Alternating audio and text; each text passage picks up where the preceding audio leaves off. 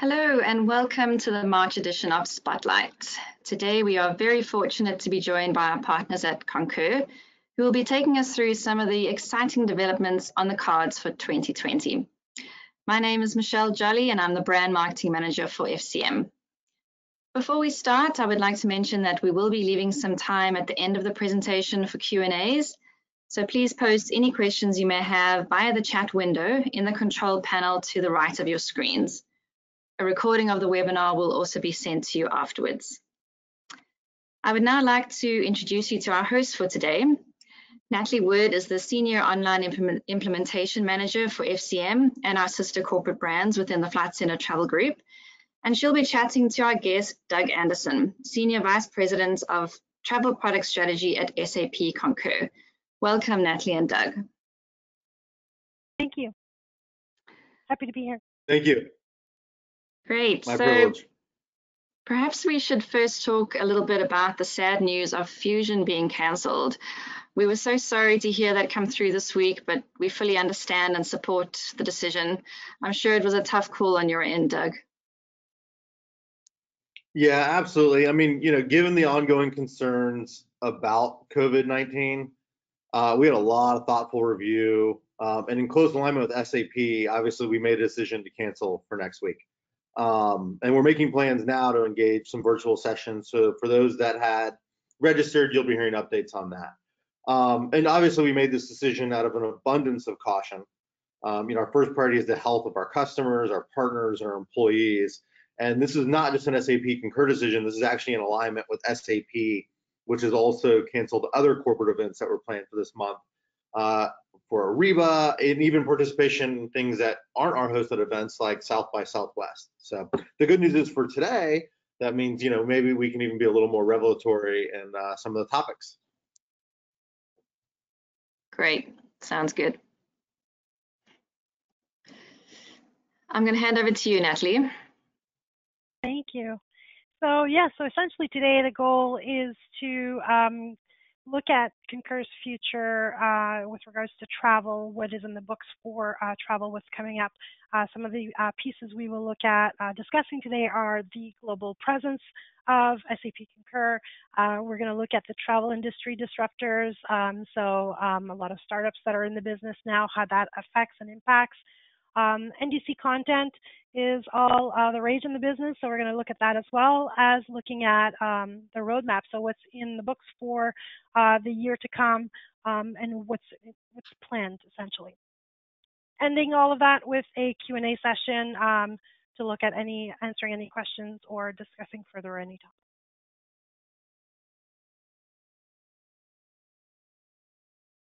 Great. So sounds good. Start, I wanted to, Doug, I wanted to ask you, I know that Concur essentially is, we all know Concur Travel.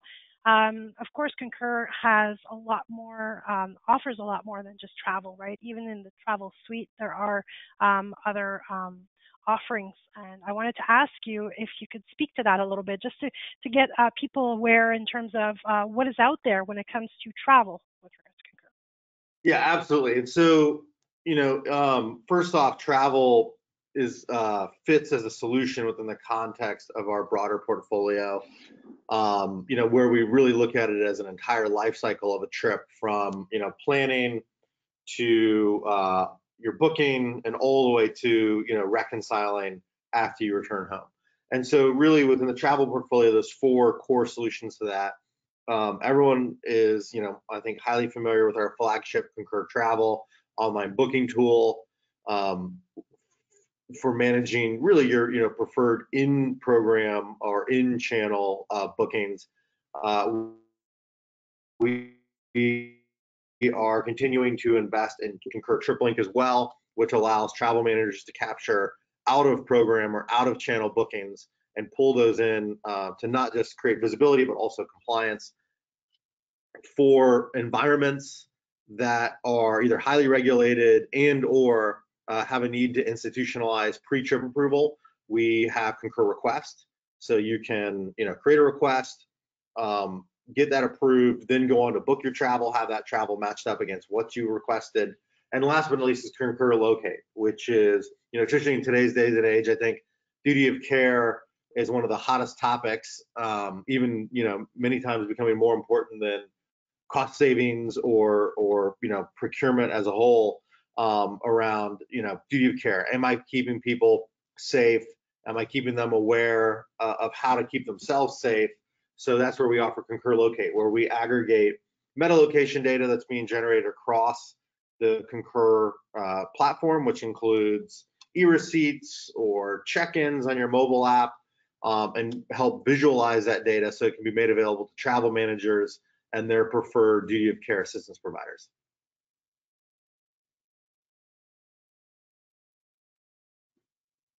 Awesome. And then with regards to the suite of Concur and how it all kind of connects together, there are other pieces as well that are part of the Concur offering. That's right. So our portfolio is constructed around a central vision, again, which is thinking about the life cycle of a trip. And so life cycle of a trip from a traveler's perspective has many different components, and obviously there's other stakeholders. There's the life cycle of a trip from a travel manager's perspective or a procurement perspective. But it's really, what we're trying to do with our vision here is, highest level is the intelligent travel spend platform, well-informed decisions both for travel managers and travelers. And so, what we've condensed that down into really is it's about giving our clients controls for every aspect of their travel spend, while also delivering a great experience. And so, if you think about each step in that, from setting policy, talked about approvals, bookings, payments, so on and so forth, it all adds up to that entire life cycle, and truly is a cycle, because then you're delivering insights which reinform your policy, and away you go on the next one. And so obviously how we're bringing that to market is in, like we talked about, through the portfolio, which represents one integrated platform, because that's how you're going to maximize really your value by putting all those things together. It maximizes productivity for the participants, and ultimately as well, compliance to the procurement or travel spend management system that you're looking to implement. Awesome. And so Concur's got quite a presence in the U.S. We know it's quite dominant in the U.S. market. It's dominant in Canada as well, and many regions as well. Are there any plans to expand your global presence in other markets where might be a little bit less of a stronghold? Yeah, so I think, probably what we should go through first is, certainly globalization is important to us, but there's really four big, I think, changes in the industry or external trends that we're paying attention to that inform what is our travel product strategy all up. And the first one you touched on already, which we'll spend some detail on in a bit, which is this global demand for integrated T&E. Again, if you go back a decade, maybe, or even a little bit longer than that, the idea of travel integration, in the year 2000, didn't exist. When Concur acquired QlikBook, we invented this paradigm. Actually, it was sort of question is why would we want to do that? Now it's not just call it a integrated T&E solutions aren't just a North American paradigm. It's really a global paradigm, which our imperative is to invest in localizing our booking tool, also innovating, on what are the benefits of that integration, which, obviously, again, everyone knows e-receipts, but also how integrated approvals, right? If you can actually see every part of a trip from how it was planned, how it was booked, ultimately how it was consumed, that's a major differentiator. It's only possible on one platform. Two is the massive upheaval in the supply chain. And so, again, you go back to 20 years or 10 years, you can see some interesting points. I think for many of our customers and our partner TMCs, what remains true is that the GDS is the backbone for many of those programs. So heavy reliance on GDS content, and then the benefits that the GDS provides when it comes to record management and how that ultimately ties into the mid and back offices. And so when you have things like NDC or Airbnb or Uber or name your sort of acronym or innovator du jour, it creates some real challenges to that supply chain. And so, I think it at what is unique now, though, is that, especially in DC, I think we can anticipate one order that this disruption, is here to stay. And so this is going to become the new normal that we're building for, which for us really means, when we say localizing OBT, it means investing in a multi-channel, multi-format platform so that, our travel managers can still enable spend controls for all segments and not just OBT GDS. So, using an example of that would be thinking about being able to apply a policy in your booking tool to an NDC booking based on, does it have a bag or not, right? Today's, typical measure of LLF doesn't really account for that. In an NDC, looking world, it has to. I think, number 3 is really a hyper focus on end user experience.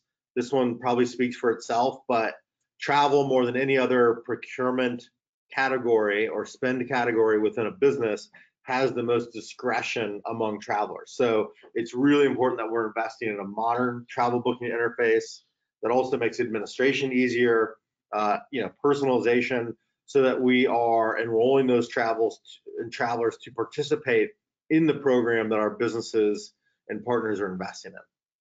And last but not least is data security as a feature, which is, kind of one of the more outside ones. But again, I always like to say, go back to 2000 or even 10 years ago, you thought, well, data security, that's one of those things that happens sort of in the back room. There's a team of people or there's a person who worries about that. That's an IT problem. But, today, it's down to the traveler level. Okay. Travelers, travel managers, businesses, regulators, governments. The list goes on of parties who now have a primary interest in understanding, what data is being captured from their activities, how it's being handled, where it's being stored. Its data security is now a feature. It is no longer, simply an attribute in the background. And so, for us, what that means is a big investment in a public cloud infrastructure that can be, regionalized. We already have, 4 regional data centers that we can deploy between and handle data in, and also, how we're changing the software itself to behave so that it, is respective and native to this cloud infrastructure, and also, delivers the benefits we talked about in the other trends. Yeah, that's definitely a landscape that's changed and that's evolved considerably. And I'm sure it will continue to be as we grow more and more online and cloud-based, right? When we're looking at the past few years, you were talking earlier about disruptions, and I know that we are seeing more and more the rise of travel startups and other disruptors that are shaking up the market. What are your plans in terms of future-proofing against these alternative solution providers? How is SAP Concur going to position themselves with regards to that? Yeah, so I think the next slide probably provides a good overlay on this. And so, but what I'll start with is that, I don't think we've ever, number one, we're rock solid in what we're trying to achieve, which is enabling our clients to manage their discretionary employee spend, of which travel continues to be the highest, portion of that. And we've never said that, we have a monopoly on innovation, right? So it's invigorating certainly to see competitors that are investing in the space and introducing new ways of doing things. And so what we're going to do is where we think we see things that make sense, we will certainly invest in that trend. But we will continue to invest in travel within the context of an end-to-end spend management platform. And so that means a bunch of things like what you see on your slide. So obviously security and stability. We talked about how data security as a feature, right? And how that helps. And what that means is not just hardening of our system, but also, hey, as we work with FCM as a partner, the APIs that we're sharing between us are going to benefit from that. We talked about globalization, right? So for us, part of the innovation is for customers to be able to get content, not just in a single local market, but across markets, right? The hard part of innovation is how do you bring that to a massive scale in over 150 countries with 50,000 plus customers, 75 million end users. So that's globalization, and obviously the user experience. So we're going to be unveiling later this year a whole new booking paradigm across different verticals. The first actually is in Q2 with regards to rail, where we have a new rail booking content in Spain, but also that's going to come with a new rail booking interface that is native to both web and mobile. And then after that, we're going to have a new way to book hotels on mobile that includes a lot of non-GDS content and content that's not in mobile today, but also with a new interface. And then a whole new booking platform for hotel by the end of the year, which is both non-GDS, but multi-channel, but also much more improved mapping features, filter features. The overall UX itself has taken a big step forward, and so user experience, obviously is critical, to us in that. And last but not least is, for our customers that are either in the public sector or do a heavy amount of business with the public sector, leveraging the investments of the first three to bring those into market. And so what that really means is, future-proofing us. It includes all these things, but then the ability to bring it together on a single platform, I think, again, continues to be the most differentiated value prop that we will deliver. I think there's a lot of innovators out there that are doing interesting point solutions, but we're going to continue to focus on being the one innovator in the space that's focused on how do you do it as a cohesive and comprehensive platform. Mm-hmm. It's definitely an advantage you guys have in that sense, because you do have a lot of there are a lot of providers that can be connected to the platform, that can be offered on the platform. So it offers a much larger variety of content. So like you're saying with the rail, anytime we look at globalization, it is one of the biggest challenges with globalization is local markets, right? There are always nuances that you'll find locally, right? So it's looking at those nuances and making sure that they're added in. It's great. It's really, it's awesome. My next question, you did mention, you touched base on NDC. I did want to kind of maybe give context with regards to NDC content. It is all the rage in the travel business. So travel industry essentially has come a long way. We used to work with paper tickets. We've since for quite some time now have changed to electronic tickets. And now the industry is on the cusp of another large change, which is the way it's a distribution method, essentially. NDC is the new distribution capability. It's an initiative that is led by IATA, so the International Air Transport Association, that's aiming to bring to you all the bells and whistles that you can find on individual airline websites and others via centralized offering. So the industry is looking at changing the way it sends the information to allow more content, more extras, more flexibility. So with regards to NDC content and how it's coming, it's becoming more and more of a reality in the industry. How is Concur preparing to manage the future world of content distribution?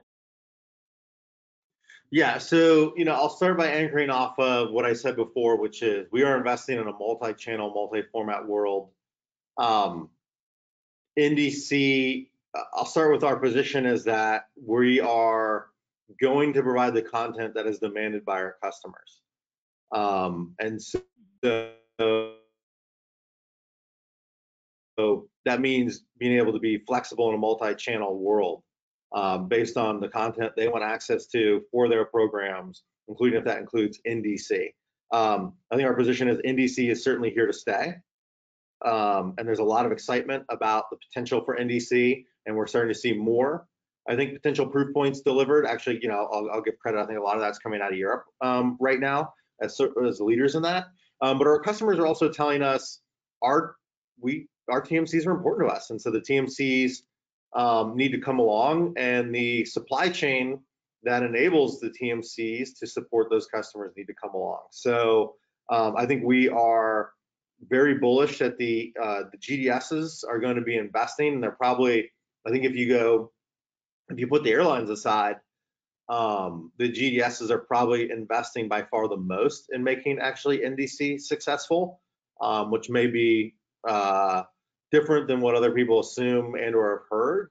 But just, having sat in those rooms and having those discussions and seeing the roadmaps and the execution the GDSs are actually delivering against those roadmaps, I'm pretty impressed. And so I think, that's going to happen. And so, it's really just a matter of NDC, if you will, is a matter of when and not if. And so, what we've done so far is said, look, there's a couple directions to this. One is to start preparing for this multi-channel world. We're certainly making back-end changes. We're also making front-end changes.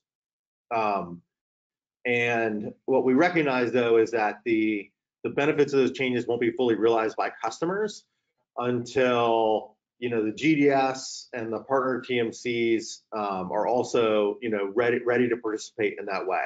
In the meantime, until we get there, we've certainly been doing investments that allow in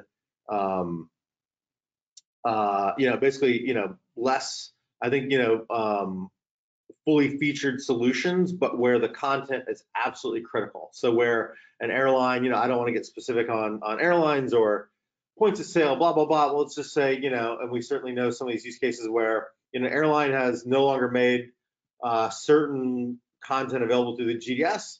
Yeah, we want to make sure that's available in the system. We have that available today. We've been enabling a lot of that through Travel Fusion. It's not going to have the same feature functionality that you're used to with the GDS, but you have access to the content, so you definitely have a pathway there. But when it's available in the GDS, again, we would see that as being the most long-term solution. And so that infrastructure I talked about with Travel Fusion, that's our Select Access program. That includes Lufthansa, British Airways, so you can still get access to that content. And we have lots of TMCs that are supporting that channel as really an interim step along the way. And so, but we're going to continue to pursue the content that our customers request, and I think make it available and continue to iterate on what that booking flow looks like. So what you're seeing on the screen today represents that, where I think there's been different call it concepts put out to travel managers and the business travel community at large around how do you take what is a lot of fragmented content really and non-comparable content and start harmonizing that into a rational display for travelers so they can understand side by side what they're looking at. We've seen concepts that are looking at, hey, every airline that services a route with the 6 columns, and you get sort of this full-on matrix display. But I think from our perspective, when we talk to business travelers in our user experience research and do tests against that, as a corporate travel booking tool, we're able to do a much more focused and curated experience, and that's what you're seeing here, which is, if you think about it, most business travelers really only have a couple of fares that are relevant to them. I spent an early part of my career in Expedia, so I understand the leisure travel world very well. And having a full range of product from business economy, basic economy, all the way through to first class, presented side by side to a traveler. In the leisure world, you don't know who that traveler is. You don't know what their policies are or what their spending and guidance limitations are. You don't know any of those things. It could be someone booking for a business trip. It might also be booking for their family. It might be a whole range of use cases out there, and so I can see why you'd want a lot of product in front of that customer to try to force a decision. But in the business travel world, there's a bunch of things we do know. We know exactly who you are because you've logged in the system. We know what company you work for. We know who your TMC is. We know what your content access policies are when it comes to short haul versus long haul. We know what rule class you sit in, whether you're part of the general rule class or an executive use class, all these things. So what our system is able to do is actually say, look, within the content available, here's the most relevant fares to you. If you have access to first or business class, there's no reason to show you basic economy.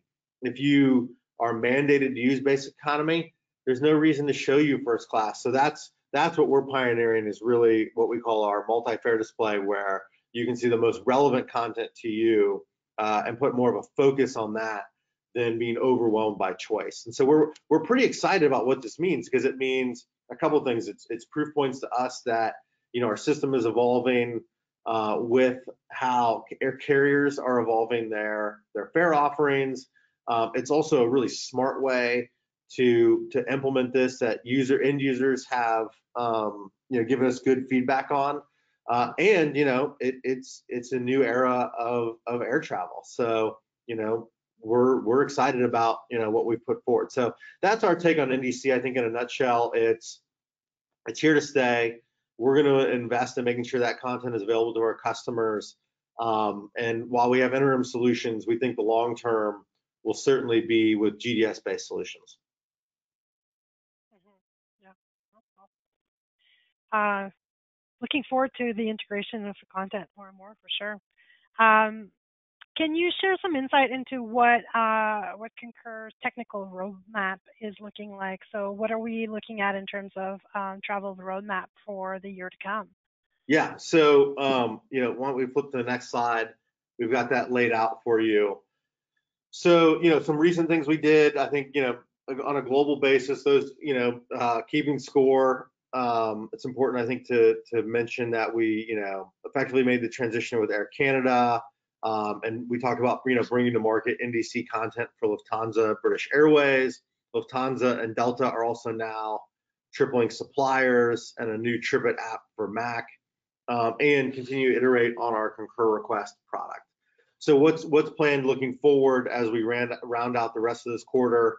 Again, I think the high level takeaway from this roadmap should be many of the proof points you're seeing in our strategies with regards to globalization. You can see deliveries against Air France and handling of their evolving abonnement program, how we are bringing Spanish rail to market, ticket changes, French rail content, which will then eventually inform our next set of rail content and Benelux. So big things there. On the global, on the user experience side, TripIt is being localized in both languages, but also into the European data center. And I think probably the most exciting thing that travelers will see, for those using Concur Request, is getting a whole new end user experience that's much more flexible. And so if you're using both our request product and our expense product, the harmonization of just that workflow will be awesome. You're going to love that. And then I think last but not least is what we've been calling, you can see in the product direction side, T2 Hotel. So, if you're not already excited about the air content changes, if you're not already excited about rail, we are making bringing fundamentally a new hotel product to market. And like I said, this starts with, ground up, the ability to handle multiple non-GDS content sources. So that includes, you could have, for example, your typical GDS source, right? So Sabre or Amadeus or Travelport, you can have one of those. You can also have HRS and Booking.com, as well as Airbnb, as well as Rakuten, as well as Premier Inn. So you can see in one configuration that you're offering your travelers, you now have a lot more content you can make available. And it's with a new interface. So that new interface includes a much more streamlined mapping feature, so a search by map, a much easier to read interface on your terms and conditions like cancellations policies, as well as amenities, photo sets. We're really excited about this. So you will start hearing more and more updates from us on that. But by the end of the year, it's in fact today it's actually live inside Concur. So this is what Concurians are using to book their travel. So this isn't just something we're excited about and anticipate in the future. We're actually putting it into production today with our own employees to get it really hardened. So as we take it to market later this year, there can be a lot of confidence in what we're doing. So you can see across this, again, just to put a bow on it is, all the things we talked about in terms of being our core strategies are coming to life here on globalization, on the end user experience, and some of the things we talked about with regards to public sector entities. Exciting times. A lot of content coming in. Looking forward to it. Likewise. Great. Some really great stuff there. Thanks, Doug. We're going to be doing a couple of Q&As shortly, so if you still have additional questions, please do pop them in the chat screen. Something I wanted to chat to you about, Doug, is are there any other updates that we're going to be shared at Fusion that you want to perhaps mention to the audience that you haven't covered here?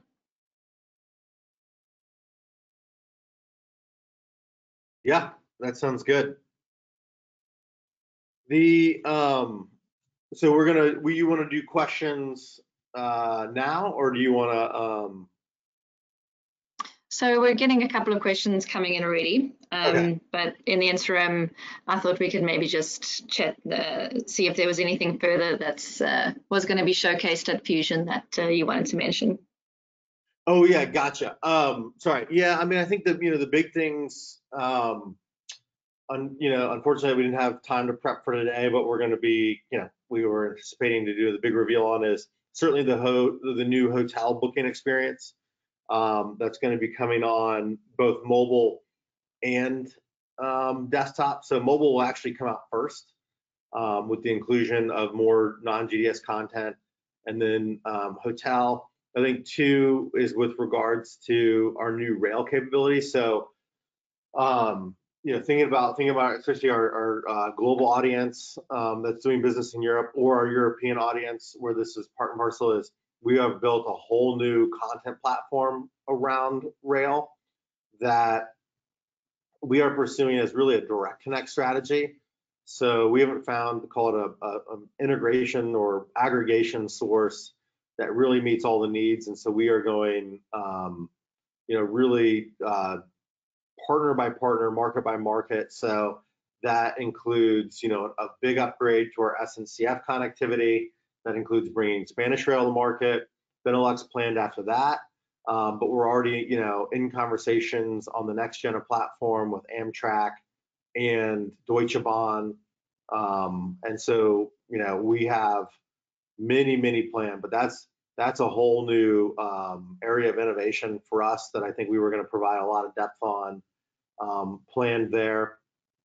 And then I think, sort of the broader context is some of the things we have planned for TripLink, which we didn't spend a lot of time on already, but for TripLink, that includes engaging travelers on TripIt, providing more controls to travel managers on which suppliers they include in their TripLink platform, in terms of what they're able to configure, and then which is that's been one of the key asks is there's a lot of travel managers who say, hey, I don't want TripLink available for all travelers and or all scenarios, but I have, let's say, a hotel problem. I'm getting good adoption on air. We're having a problem with hotel, so let's deploy TripLink more narrowly there. That's something that we're going to be, working on. And then the last one, at least, is, like I said, sort of what is the core workflows of end to end. So we were going to definitely demo more on how the next gen of request UI is tying into the next gen of expense, and harmonizing really that pre-trip approval all the way through to the reconciliation of the report. in a much more efficient way for both managers and for travelers. Great. Thanks, Doug. We have a question here that I think is relevant at this point. The question is, are the projects and key focus areas that you mentioned are going to be for all markets or only for the US? No, we definitely are looking at all markets for sure. And so, I think what I think main context around that would be air is certainly a global topic. So innovations we're making there. It's not meant to be limited by market. You may be limited to exposure if you aren't, let's say, have a high population in going in and out of Germany. Some of the new content we have available for Lufthansa may not be as relevant to you.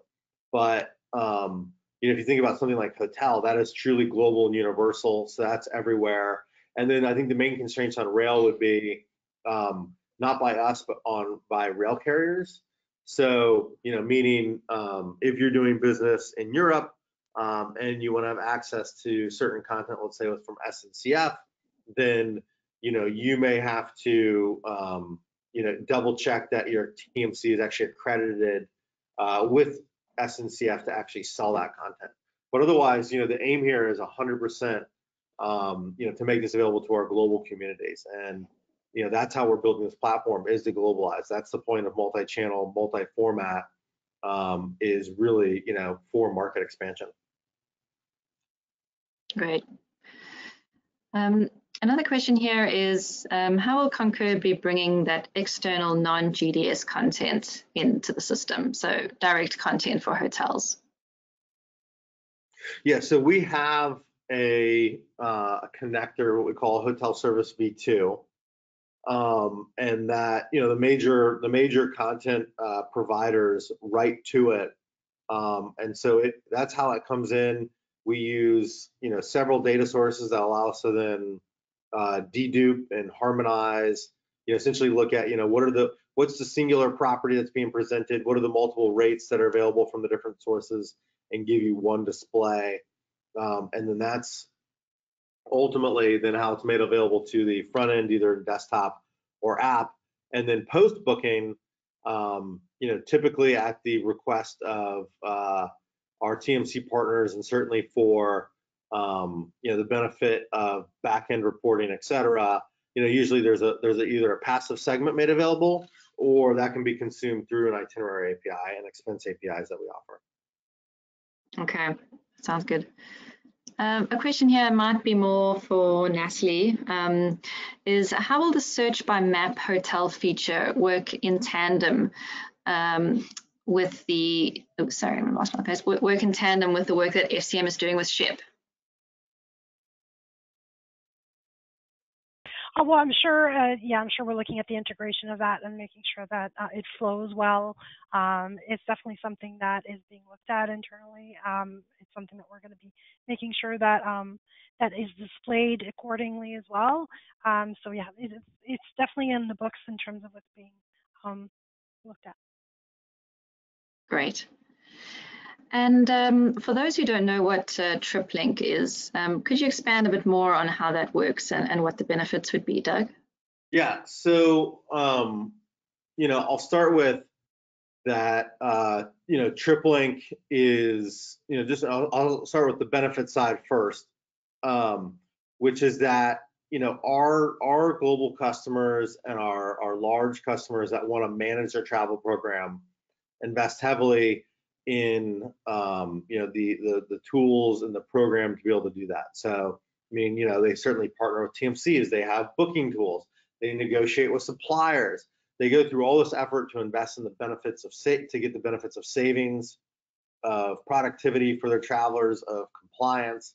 And typically when travelers then book outside of those managed programs, those benefits get lost.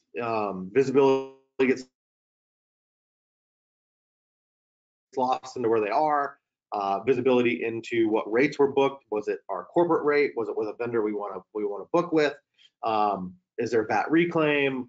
all the way into, certainly from a compliance perspective, highly regulated industries that can create lots of problems. And so TripLink is really focused on giving travel managers tools to bring those bookings back, call it ring fence those bookings back into their program so they can see them, and then start taking steps to control them and either change the behavior of the travelers, or deploy some of the tools that are available on our platform, like, hey, great, you booked, it's a TripLink booking on hotel, you can still do a VAT reclaim process on that with our platform partners, would be a good example of that. And so that's really what we're trying to do, is bring those out of channel bookings back into the program, and then that means empowering our travel managers to actually either change the behavior with their travelers, or otherwise get the benefits that they've invested in. And so the good news is there's actually a large coalition of travel suppliers that are on board with that mission, that have integrated to our platform. We have I think it's 30 different global suppliers, which include United, American, Delta, also Lufthansa, British Airways. It's a very long list. Singapore Airlines will be next to integrate in our first Asian carrier. Globally, on the hotel side, that includes Marriott Starwood, Accor, Omni. So it's a very, and then all the major car providers. So you can see a lot of participation, a lot of coverage across different verticals within travel. Great, sounds exciting. Just a question here on NDC. How will the content be shared to travelers when you have some airlines who are ready to move on with NDC content, but some are not? How do you see that content being consistent and being able to compare apples with apples? Yeah, so that will certainly be the rub. I can offer you our strategy against it, as well as call it my opinion. From a strategy perspective, that's why we're doing a fundamental rebuild of our air product, because a lot of these elements they didn't exist 10 years ago and are now just being considered. And so that's why we're really focused on a highly flexible multi-channel world. That means a lot of it means on the back end making sure that you're using really NDC as the template by which you look at content. And then the challenge is going to be that a lot of ATP code content simply doesn't have the same richness of detail that you'll have to be able to do a side-by-side comparison, or certainly the more dynamic, call it pricing or packaging things. So but I will expect that is going to change as what would be the big driver of, call it, mass adoption of NDC will be once the GDSs actually adopt and have commercial products available to bring that into programs. And so that means we're going to go through an ugly duckling period. We're going to go through a period where it's not going to be very well harmonized. It's going to be available, which is great. You're going to be able to, I think, get some of the core offers you want. If you're negotiating directly with airlines, you're going to be able to get those into your program. But it's going to be a period of time of learning, I think, by the industry, and figuring out how this should actually be practically deployed within a program. Certainly, since it's not a one-size-fits-all situation, right? Different companies have different geographic footprints, different carriers that matter to them. I think we're seeing a lot more standardization still here in the U.S., but that's not necessarily true of Europe, or certainly Oceania or Japan or larger parts of Asia. So, like I said, I think there's going to be, but I think it's going to take 2 or 3 years for that to play out, and then we'll probably get back to a period where the rules are much more well understood. The content, I think there's going to be an incentive for the carriers to actually, while they've been trying to differentiate, but also try to standardize a bit more for the benefit of travelers so they can actually understand what they're being sold, and for travel managers, they can effectively manage it, and that's going to, like I said, call it 3 years to really advance from here. I see. And you may have mentioned it in the roadmap, but what is the exact time frame for the current travel interface to be updated?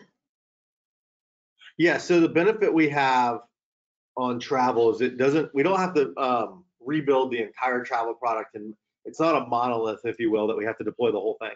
So from an interface perspective, the first new interface you're going to see coming to market actually starts in Q2 with the availability of Spanish Rail that is built on the new Rail platform. So that's the first thing that's coming to market. You're going to see it then, Q2, Q3 with the new hotel booking interface on mobile, and then starting in Q4 with hotel platform, or sorry, hotel on desktop, and then it'll be in 2021 where air starts coming to market. So we're going to be iterating that to the advantage of the traveler, so that rather than having to wait till every, let's say, vertical is available with a new interface, that where we can actually deploy end user experience benefits sooner, we're going to do that. And I think travel lends itself to being able to do that. Awesome. I think we're pretty much up to date now with most of the Q&As. There were a couple of people wanting a bit more information in certain areas, and certainly if there are existing customers, can direct those through to our account management team. I'm sure you also have a stack of resources available. Where else can people find a bit more information on Concur's different services? Yeah, I mean, we post certainly I would say, rely on FCM as a trusted partner who has access to a breadth of white papers and spec sheets on our products. They're certainly supported by great people here at SAP Concur. And then, if you're just personally curious for yourself, a ton of that stuff is available at sapconcur.com. Fantastic. As Doug mentioned, we've got a wealth of information through on FCM. Happy for you to reach out on that email address on your screen for any further information. Natalie, is there anything else you'd like to add before we wrap up? Good on this end. Thank you. Thank you for your time. Thank you, everyone, for joining us today. As I mentioned, we will have a recording. Thank you, Doug. It's been really insightful. We're really proud of our partnership and the elite status that we have as FCM. So thank you for sharing all this information with us today.